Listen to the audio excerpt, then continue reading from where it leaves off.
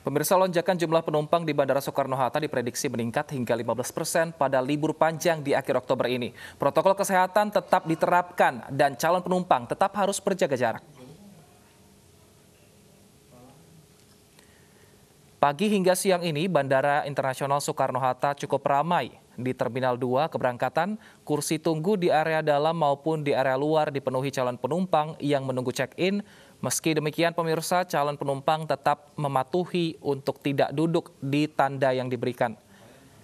Selain itu, penumpang yang akan melakukan validasi rapid test serta dokumen persyaratan lain juga cukup banyak, meskipun tidak menimbulkan antrian panjang. PT Angkasa Pura II tetap mengimbau kepada seluruh calon penumpang untuk wajib membawa surat rapid test yang menunjukkan surat non-reaktif yang berlaku selama 7 hari atau membawa surat swab test yang menunjukkan hasil negatif COVID-19 yang berlaku 14 hari. Dan pemirsa, berikut tips untuk Anda yang akan berencana berpergian dengan pesawat terbang.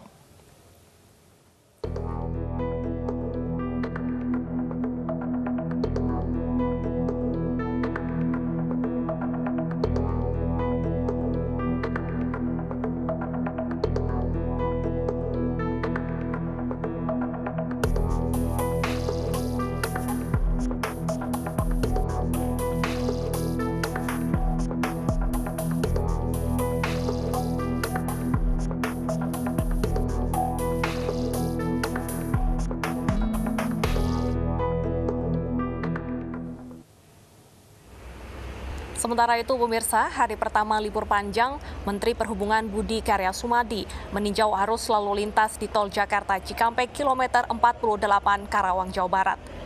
Dalam tinjauannya, Budi Karya Sumadi mengatakan bahwa Kementerian Perhubungan bersama dengan sejumlah pihak telah menyiapkan sejumlah rekayasa arus lalu lintas untuk antisipasi puncak arus mudik di libur panjang yang terjadi hingga 2 November mendatang. Budi Karya Sumadi juga memprediksi arus balik libur panjang akan terjadi pada tanggal 1 November 2020. Bilang ya Mbak, saya plottingan sini, lu ada atau live apa enggak? Oh enggak, tunggu plottingan live nih. Dan untuk mengetahui kondisi jelang libur panjang, kita akan bergabung dengan rekan Nadia Raisa di Bandara Soekarno-Hatta dan juga Vito Erlangga di Tol Cikampek. Pertama kita akan pantau ke bandara terlebih dahulu, ada Nadia di sana. Nadia, apakah terlihat ada antrian yang cukup panjang di counter check-in mungkin? Ya, Deta dan juga Wilson, hingga saat ini di Terminal 2 keberangkatan Bandara Internasional Soekarno-Hatta memang terpantau cukup ramai dan tadi juga sempat terjadi antrian pada saat calon penumpang melakukan validasi rapid test ataupun swab test, namun hal tersebut tidak menimbulkan antrian yang cukup panjang. Tapi hal ini juga terlihat dari tempat duduk yang telah disediakan baik di luar ataupun di area dalam dari bandara juga sejak pagi tadi terisi penuh, tetapi tentunya calon penumpang tidak boleh duduk di tempat yang sudah diberikan tanda silang. Nah, untuk lonjakan kenaikan penumpang ini memang sudah diprediksi oleh PT Angkasa Pura II, yaitu akan terjadi peningkatan hingga 15% dan sudah terlihat sejak Sabtu 24 Oktober lalu di mana memang terjadi peningkatan jumlah penumpang hingga 4%. Nah, untuk lebih lengkapnya saya akan coba bertanya-tanya dengan salah satu penumpang yang ada di sini. Ya, selamat siang, dengan Mbak siapa? Siang, dengan Lisa. Mbak, hari ini tujuannya kemana dan kenapa sih memilih menggunakan pesawat gitu dan kenapa hari ini gitu?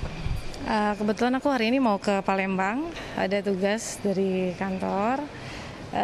Naik pesawat ini kan lebih cepat waktunya kan dan lebih efisien lah. Tujuannya apa nih Mbak? Memang liburan atau bagaimana gitu? Aku mau tugas di Palembang, mungkin sisa waktunya sekalian jalan-jalan kan udah lama juga nggak jalan-jalan. Terkait dengan protokol kesehatan ini kan mungkin Mbak sendiri sudah mempersiapkan antisipasinya itu seperti apa ya? Ya kita bawa ini sendiri ya, hand sanitizer, aku juga bawa face shield untuk jaga-jaga diri sendiri aja minimal. Kan di sini juga dihimbau untuk mengisi e-hack atau e-health alert card. Nah, apakah sudah mengisi dan tanggapan Mbak sendiri apakah hal tersebut efektif Mbak? Aku udah ngisi sebelum jalan biasanya ya. Terus ini sih buat aku memudahkan nanti kalau misalnya amit-amit tiba-tiba kita terpapar, berarti kita tahu kita asalnya dari mana, habis berpergian dari mana, itu aja. Oke, terima kasih Mbak atas waktunya. Ya, Deta, Wilson, dan juga pemirsa, memang dihimbau kepada calon penumpang untuk mengisi e-hack atau e-health alert card atau bisa disebut juga dengan kartu kewaspadaan kesehatan sehingga memudahkan kita pada saat tiba di bandara tujuan. Sekarang untuk mengetahui kondisi di Tol Cikampek, kita sudah terhubung dengan rekan kami, Vito. Ya, silahkan Vito.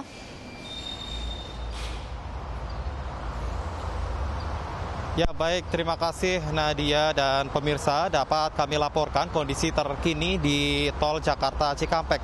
Jika pada pagi hari tadi sekitar pukul 9 hingga pukul 10 waktu Indonesia Barat terjadi kepadatan arus lalu lintas di Tol Japek, namun saat ini kondisi terkini di Tol Jakarta Cikampek khususnya tepatnya di kilometer 48 saat ini seperti yang Anda lihat di layar kaca Anda bahwa saat ini arus lalu lintas sudah terpantau lancar dan saat ini juga kendaraan terpantau memacu kendaraannya sekitar 80 km dengan kecepatan rata-rata 80 km per jam. Dan berdasarkan wawancara kami dengan Dirjen Perhubungan Darat Budi Setiadi tadi juga menyebutkan bahwa memang pada hari ini diprediksi menjadi puncak arus mudik dari libur panjang Maulid Nabi tahun 2020 yang mana terjadi kenaikan arus lalu lintas di Tol Jakarta Cikampek sekitar 26%. Dan berdasarkan pemantauan kami juga memang tadi petugas kepolisian juga sempat memberlakukan kontraflow begitu untuk mengurai kepadatan arus lalu lintas di kilometer 47 hingga kilometer 60. Namun sampai saat ini arus lalu lintas saat ini sudah kembali lancar dan berdasarkan data yang kami terima juga kendaraan yang melintas ini rata-rata mayoritas merupakan kendaraan dari arah Jakarta menuju ke arah Jawa Tengah maupun ke arah Bandung. Kembali ke Anda. Terima kasih Vito Erlangga dan Nadia Raisa atas laporan Anda. Selamat kembali bertugas. Nah, pemirsa dan juga Deta, di masa pandemi ini seperti ini memang kalau misalnya kita mau berpergian ada tahapan tambahannya yaitu pengecekan suhu dan surat yang menyatakan negatif COVID-19. Karena ada tahapan tambahan ini artinya calon penumpang harus datang lebih awal agar tidak ketinggalan, khususnya ini yang berpergian melalui kereta. Betul sekali. Nah, tapi apa saja sih tahapan yang dibahas Wilson dan bagaimana suasana kereta tersebut terutama di stasiunnya? Kita simak laporan Stefani Patricia dan Herdiansyah dari Stasiun Pasar Senen, Jakarta Pusat. Pemirsa, libur panjang dan cuti bersama dimanfaatkan warga ibu kota yang ingin pulang ke kampung halaman dengan menggunakan kereta api. Tentunya protokol kesehatan tetap harus diikuti oleh para calon penumpang. Salah satunya harus memiliki hasil rapid test non-reaktif. Nah, di Stasiun Pasar Senen tempat kami melaporkan saat ini sudah disediakan layanan rapid test sebesar Rp85.000 biayanya untuk per orang. Namun, para calon penumpang kereta api diimbau untuk melakukan rapid test 1 hari sebelum keberangkatan untuk menghindari terjadinya keterlambatan atau ketinggalan jadwal kereta, karena di libur panjang ini lonjakan penumpang juga menimbulkan adanya antrian panjang di layanan rapid test yang tersedia di stasiun. Atau alternatifnya Anda juga bisa melakukan rapid test di luar stasiun baik di klinik maupun rumah sakit yang menyediakan layanan rapid test.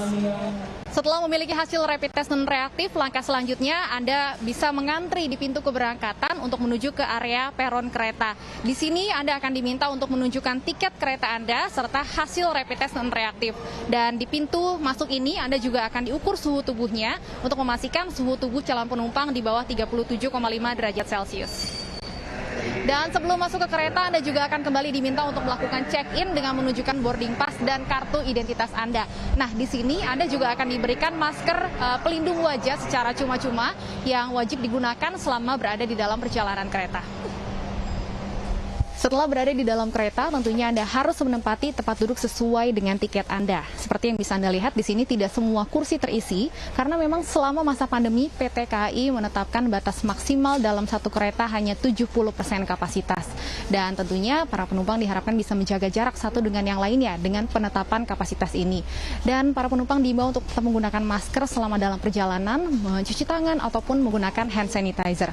Dari Jakarta, Stefani Patricia Herdiansyah, iNews melaporkan. Jangan lengah saat berlibur pemirsa karena 5 wisatawan terpeleset dan terseret derasnya air terjun. Informasi selengkapnya usai jeda, tetaplah di iNews Siang.